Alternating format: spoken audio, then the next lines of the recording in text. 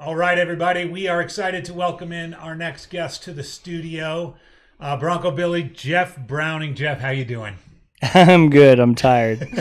Thanks for coming up. Yeah. After that wonderful race, you're tired. I'm a little tired. It's well deserved. Let's talk a little bit about the race and how it started and how it ended. A little bittersweet.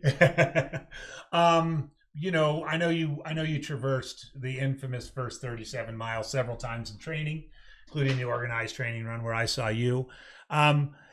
Given that, we were blessed with a little bit less than crazy temperatures. If you talk through, say, the start to there and there to Mingus, let's say, how did your race plan play out in those first two sections? Pretty much according to plan. I mean, I just wanted to get through those like in one piece, take a nap at Fane. That was in the plan. It ended up with, String Bean kind of having the lead and then coming back on a navigation error. And it's just, these races are crazy because sometimes it's just like, whoa, oh, there it is, and just like, Harry got to be like, oh, there it is right at the end. That was just kind of smooth and according to plan. We were just trying to be efficient, quick. My crew has been crewing me for a long, long time. Yeah, I know that. I got a dream team. I know George. George was texting me. Yeah, he's the A team. He's been my chief, crew chief for like 12, 13, 14 years. Yeah. Like you mentioned Joe's navigational error. That was of a race filled with surprises.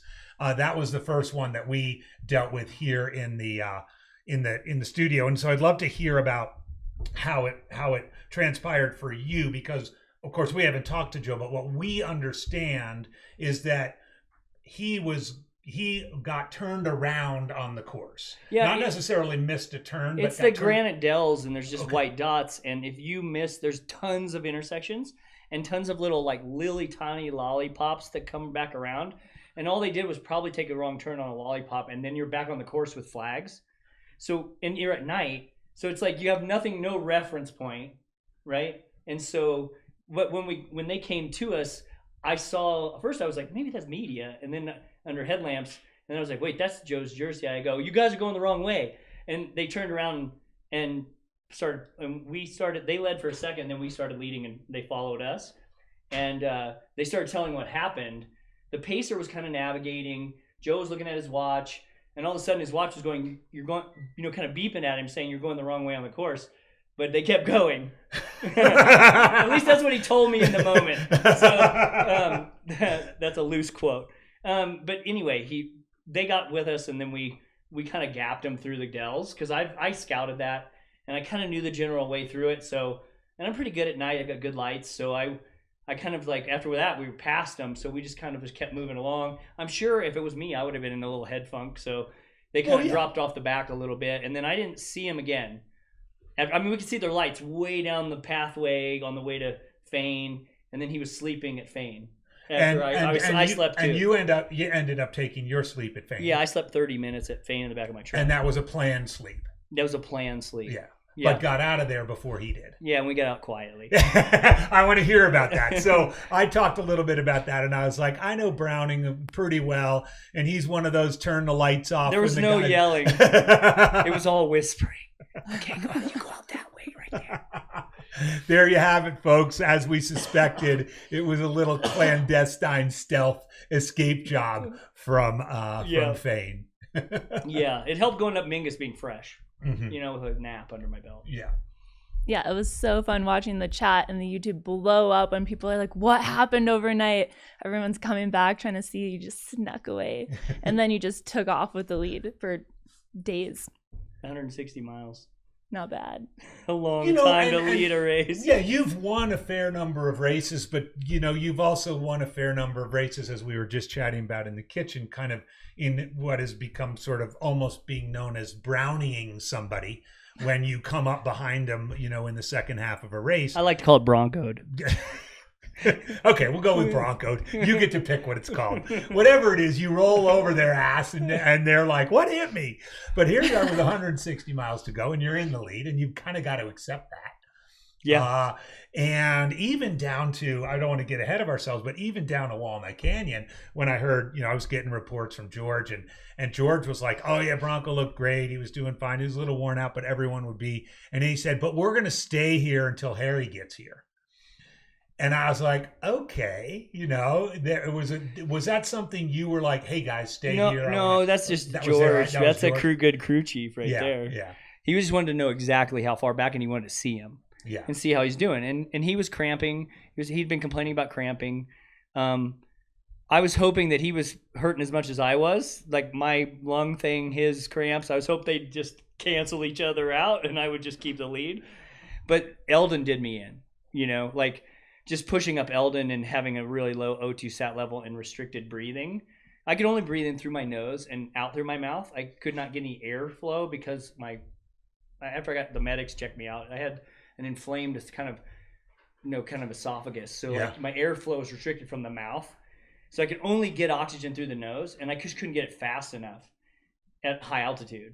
And it just was pushing my O2 sat level lower and lower. But it was not going to the base of Eldon, you were fine. It was just that. But I was already starting to have just like I'd been having it the whole time, where I'd have to take a walk break every once in a while and just like over and over, in through the nose, out through the mouth, in through the nose, out through the mouth, and get my oxygen in, and then get running again. Yeah. So it was definitely challenging. And Even to Walnut Canyon. Oh, all the way from Fort Tuthill, I was already wheezing. Okay. So the last 50 miles, I had a wheeze, and it was getting progressively worse. And whenever I stopped, it would kind of, so my airway would be kind of somewhat open. It felt like after I ran for a while, but if I'd sat in aid station even 5 minutes, and as soon as I left, I would be like, it would jack back up, and I'd have to take all these walk breaks leaving because I just couldn't get air. I was like, it felt like it was restricting again. Did you have a pulse oximeter, or were you just afterwards? In the med tent, you didn't check with any med. So I don't know how low it was before I went up Eldon, but Eldon tanked it. Yeah, you could tell even without a thing. I mean, it was 83 after sitting for 20 minutes at the finish line. Yeah. So it's probably high 70s is my guess going over Eldon. Oh, my. Because I was lightheaded when I took off running. Yeah. I felt like I was a little drunk running off of, it was like, whoa. Once you were doing the downhill. Yeah, when I took off on that. Because normally my legs were there. Yeah. But my oxygen wasn't there. And so, I took off in my normal style and was like, I'm going. I'm just going to bring it on this. This is the last downhill. Yeah. And then it would just be like, I got to the bottom after that push and went up that hill, and I immediately was like. So we got to talk about this because we had Harry in here a little while ago. Oh yeah, we talked. And he saw you, because if you don't know, folks, that you have this mostly downhill, but you then enter Buffalo Park. You're technically in Buffalo Park, but you have that one little grinder. Yeah, you're in National Forest. You're in National Forest, right behind the park border. Yeah, it's just a little slow climb. It's maybe a quarter. It's probably 200 yards. Yeah, it's just yards. A little. But the way Harry describes it is he was inside. You were inside of him. He saw you turn back, and you sat on a rock. I sat on I sat on this log. I will never forget this log for the rest of my life. I was happened to be right there. It was like seat height, and I was like, well, now. And he was running, and I couldn't run anymore. I was walking. My breath was so bad. I'd have to even stop and put my hands on my knees and just get nose breaths in just to get my oxygen. And so I finally looked around, and he comes rolling up, and I just go, I kind of sounded like a godfather. You're like an emphysema or something. Hey, Harry. You get the win, man. And he was like, what happened? And then I told him, he could hear it in my voice. He's like, we talked today, and he's like, you sound so much better today. But I was like, it sounded like I sounded horrible. Yeah. And I was like whispering, and he gave me a long hug, and what really cool, because he was just really humble about it, and he's like, man, you deserve this win, dude. And I was like, as soon as he left, and he just said that, got up, he took off with his pacer. I stood up, called my wife, and said, I'm walking. Arlen's up on top. He's not catching me. I can walk the last 2 miles, and I can't run anymore. So they kind of walked backwards to meet me. Yeah. My crew and my That's wife awesome. and everybody. And so Zach Marion said you had a very specific time you were trying to hit. Do you realize you hit that number that you gave him exactly? It was like 60. Oh no, 19? I had told him 62-19. Oh, okay. I said sunset. He wrote the wrong number down. Yeah. But I was okay. I had 62-19 to all my crew and everybody. Actually, to everyone I told in public. But I had a 61-30 as my own goal. But inside my head, I didn't tell anyone, was sub 60. If it became a race, I thought you would have to be a race to get pushed to that time, and it ended up being that. I mean, all you need. I had String Bean pushing me in the middle, and I had Harry pushing me in the last, third, and that's what pushed us to go. I walked in for 60-19. It's so close. I can almost taste it. So close. Does that mean you're coming back? I told him at the finish line, no. But I woke up at 3:30 after the jumpy legs and eating a snack and raiding the refrigerator. My son thought I was a zombie. Yeah.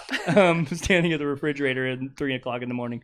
But I started thinking about, I could do this different and that different. But it also was a cool day on day one and day two. Like, it felt hot. Even by racing that, it's normally hotter than that. Yeah. Which I think is an hour slower in each section, probably in the heat, right? Through Sedona, like Cottonwood, Sedona area, for the front of the pack at least, where we are in that first day. Yeah. Would be a lot hotter. And I just don't think you can run it. We were blessed with a kind of a cool day. Yeah.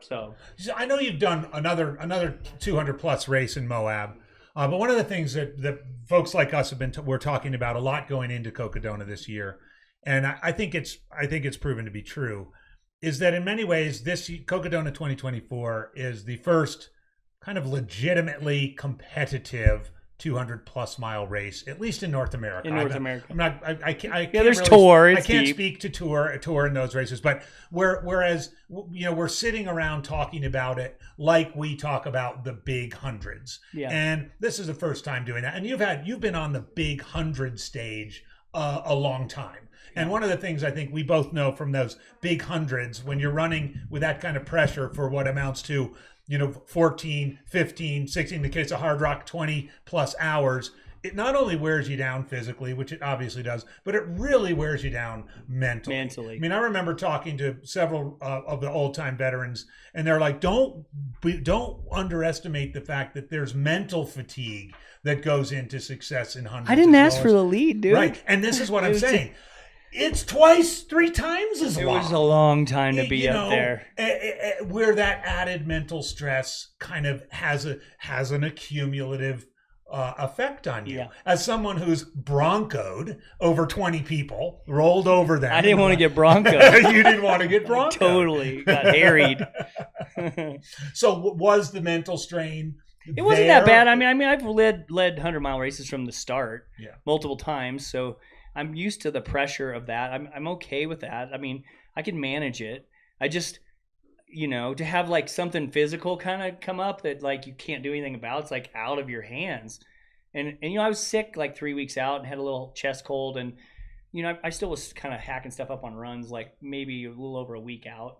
So I'm sure it was that and the dust maybe on Senator Highway coming out of Crown King to Prescott. I mean, it was prime time, middle of the afternoon. All the ATVs. I mean, they don't slow down, man. The motorcycles, they were like, whoa, whoa, and just like, whoa. It's like super fine. And so I think that's probably, I'm sure that contributed, but it is what it is. I mean, I got inflamed and I don't know why. I took a Benadryl, like the medics gave me Benadryl because I was so inflamed in my esophagus. So, and that chilled it out. I sound a lot better today. I still have a hack, but things are a lot better. And that's got to be spooky, like climbing up to 9,000 feet, you're not getting enough oxygen. Oh, yeah. The more heavily you're breathing, like the less oxygen you're getting. And he at was that only point, a half mile behind me going to Eldon. Oh, my gosh. I was going I would like to have a really good recording of my breath because it was ragged. It sounded horrible. This guy's a 2-pack a day or all of a Exactly. sudden. We have Zach Marion in the chat saying that you ghosted Harry in the middle of the night like a college Tinder date. Am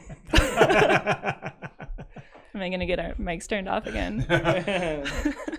Zach, I don't even know what that means. Kids these days, man, they need to talk 50-plus guy language. Exactly. Well, Jeff, I mean, is this something you feel after checking in with the medics and all of that this is something that it just happened? You don't need to like run down to the emergency room or anything like that. No, everything's super improving quickly. Everything seems to be just sort of circumstantial combined with. I'm sure that cold, it was a gnarly cold because I got it bad during the middle of a training block. And my whole family got sick. Yeah. And then I got it because I was in the middle of, huge week, multiple weeks in a row. Yeah. So, and I kind of did the stupid thing as a coach and trained through it. Like I wouldn't coach. You wouldn't coach people to do that. And that was a good reminder after the race, like to myself, like, yeah, buddy. You paid for that, Piper, for that. You probably would got over the cold a lot faster. Yeah.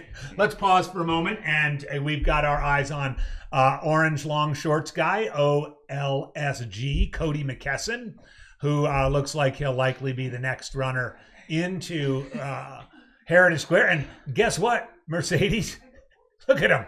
He's moving like Mika Thews. Oh, no. I don't think anyone's going to be as fast as she was on that last bit. Well, he's like, wait, what do I do? Oh, no. Don't fall into traffic. One of the great things about the Cocodona 250 and Sedona Canyons 125 finish is you come into Flagstaff and you deal with good old-fashioned traffic, mountain town traffic, which we know is pretty much rush hour all the time. And he's got some guys hot on his tail. He does. Where's our sprint finish? He does. We know in range with him coming out of the Pete's Meats aid station were Jose Sosa, Chad Lassiter, Wes Rittner, Adam Williams. Jeff, did you have some of Pete's Meats on top of Eldon? No, they didn't have it on even. It wasn't ready yet. I beat a lot of aid stations. They were scrambling. Oh, shoot. They weren't expecting us to be that fast. Pete's going to have to bring you down some of his smoked meats. So it looks like Orange Long Shorts guy pulled ahead about 0.6 miles. So there might not be anyone hot on his tail anymore. And here's his turn right here. Boom. He made quick work. Final stretch. Cody McKesson, affectionately named Orange Long Shorts guy. OLSG. Related to Orange Hat guy. And probably going to come on here at some point in the after hours and have a chat with us. So Jeff, back to you. You don't feel as though you need any sort of additional medical support or anything. Just take a chill for a few days, like you usually do. I mean, I'm going to keep tracking my pulse ox. Yeah. After oxygen, it went right back up, like in the 90s. So the medics weren't super concerned about it. And I'm not either. Like, I'll watch it. And if it happened to linger for a couple, a few more days, I might go get it checked out. Okay. But it seems to be like quickly clearing up. So hopefully it'll be gone in another day or two. One more on the hunt here. As we kind of expected we'd be getting a bunch here. We can ID this runner. Can't quite get the bib number. He's the Ultra Yogi, Adam Williams. Adam Williams. He's a Speedland guy. Oh, that's right, the Speedland guy. Okay. Jeff, we got to. I know we just have a little bit of time left, but we got to do the geeky stuff. Shoes? What'd you go with? I ran in the Ultra Mont Blanc Carbon and the new Mont Blanc Wild, Experience Wild. Okay. It's the new 4 mil drop trail shoe, and I love that shoe. I haven't run a 4 mil drop for a long time. Yeah. But the rocker's really good, and it was so comfy. I ended up running in that shoe more than I thought. I had 2 pairs broken in, and I ran the last of the race in that shoe. And you started with the Mont Blanc Carbon. When did you switch out of the Carbon? About halfway? About 70 at Whiskey Row, and then I switched back to them after the creek crossing at Dead Horse. Oak Creek crossing. And then I had 2 pairs, and that's when I picked it up. I picked it up again. And then ran it all the way. And then, so from there, you picked up the Wilds and took the Wilds in. Yep. Yeah. I think I changed one more time, so I had 2 pairs. Yeah, I had a chance to try those on a couple weeks ago. They're sweet. Yeah, they felt good. They felt really good. I kept going, ooh, these feel good when I leave the aid station after I change. Yeah. They're just really cushy. Nice. And light upper, so I really liked them. Pack? Ultraspire Big Bronco Race Vest. Is this available to the public for all these people that are signing up for next year? The colorway that I wore, it will be available in the fall. It's the new desert colorway. But the black one is available now. And poles, I know you were carrying poles. If you go through the 250 miles, how many miles did you use them for? I used them on the first 37. Then I Yeah. used them from Walnut Canyon in. I didn't use them any other places. I had a little shoulder, like my trap was a little fired up. So I think it was from pulling pretty hard in the first section. And I think I just skipped them for Mingus just to give my shoulder a break. Yeah. Because I knew I'd use them for Eldon. Got it. And last one for me, and then maybe Mercedes will wrap us up. But nutrition, your nutrition plan is always on point. Was it your usual nutrition plan, or were there some surprises? No, it was pretty usual plan. Mashed potatoes, raw, some raw milk and eggs, scrambled eggs, and then a lot of Tailwind and some gels. Yep. Well, George told me you were hitting the eggs pretty hard and able to get them down without much trouble. Yeah. They were good. And I mainly do like more lighter stuff during the day, like fruit and stuff like that in the heat. Yeah. Like watermelon and stuff like that. But, sweet. And feet are okay? Nah, I'm a little beat up. I'm swollen. I went downtown and stood for a while to watch McKnight finish, and I am so swollen now from standing. I need to go get my feet kicked up. All right. Mercedes, any last questions? Biggest question. Everyone was really interested about the milk. We had some milk floats in celebration of all the milk that was drank on course. How did it do? How did it sit? It was awesome. I never didn't like it.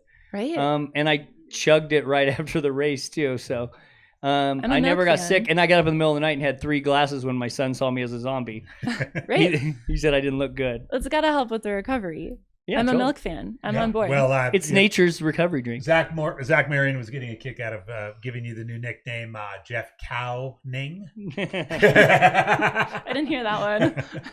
But hey, congratulations, man! Thanks for coming on. Yeah, thanks for having me. Great to see you as usual, and I'm sure we'll see you again before too long. Yeah, Jeff Browning, everybody, Giddy up. on the live stream.